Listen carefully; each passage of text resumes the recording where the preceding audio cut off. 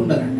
ఆపత్ కాలమందు నువ్వు బలహీనురాలైనా నువ్వు చేసిన గతంలో చేసిన ప్రార్థన, బ్యాంకులో ధనము ఎంత సేఫ్టీగా ఉండదో నువ్వు చేసిన ప్రార్థన అంతా కూడా పరలోక నిధిలో దాగిపడి ఉంటుంది. నువ్వు కాచిన కన్నీరు ఆయన గుడిలో దాగిపడి ఉంటుంది. ఆమె నువ్వు బలహీనమైనప్పుడు ఆ ప్రార్థన నీకు నూతన శక్తిని ఇస్తుంది. ఆ ప్రార్థన నూతన శక్తినిచ్చి నేను నడవలసిన ప్రాంతంలో నడిపిస్తుంది. ఆమె నీ ప్రార్థన పదునుగా ఉండాలి, నీ విశ్వాసము పదునుగా ఉండాలి.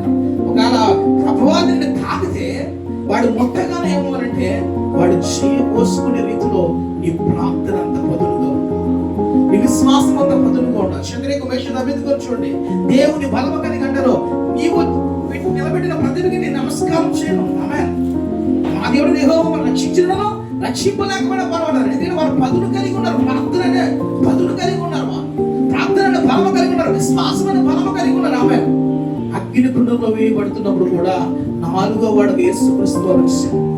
ఎందుకంటే గతంలో వారు చేసిన ప్రార్థన, గతంలో వారు చేసిన నియమం, గతంలో దేవునికి ప్రీతికరంగా నిలబడ్డారు. కాబట్టి అప్పటి కాలంలో ప్రార్థన చేయలేని పరిస్థితుల్లో ఉన్నారు. వాడు కొన్ని లక్షలాది మంది ప్రజలు అక్కడ ఉన్నారు, ఏ పోయే అనుభవంలో ఉన్నారు. వారు ఏ బలము కలిగి ఉన్నారు తెలుసా? దేవుడి యెహోవా యేసుక్రీస్తు వారి బలము కలిగి ఉన్నారు. ఆమె వారికి కలిగిన బలం ఏంటి తెలుసా? పరిశుద్ధాత్మ దేవుడు. ఆది అపొస్తలుల కాలంలో మేడగదిలో పరిశుద్ధాత్మ అభిషేకం దిగినప్పుడు వారు ఏ బలము కలిగి ఉన్నారంటే దేవుడి బలము కలిగి